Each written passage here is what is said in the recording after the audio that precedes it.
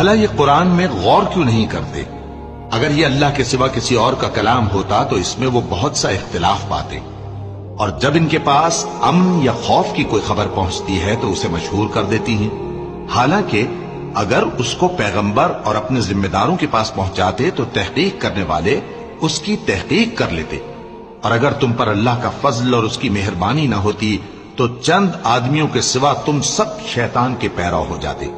سو اے پیغمبر، اللہ کی راہ میں لڑو، تم اپنے سوا کسی کے ذمہ دار نہیں ہو، اور مومنوں کو بھی ترغیب دو، قریب ہے کہ اللہ کافروں کی لڑائی کو بند کر دے، اور اللہ شدید ترین جنگ کرنے والا ہے اور سزا دینے کے لحاظ سے بھی بہت سخت ہے۔ جو شخص نیک بات کی سفارش کرے تو اس کو اس کے ثواب میں سے حصہ ملے گا، اور جو بری بات کی سفارش کرے اس کو اس کے عذاب میں سے حصہ ملے گا، اور اللہ ہر چیز پر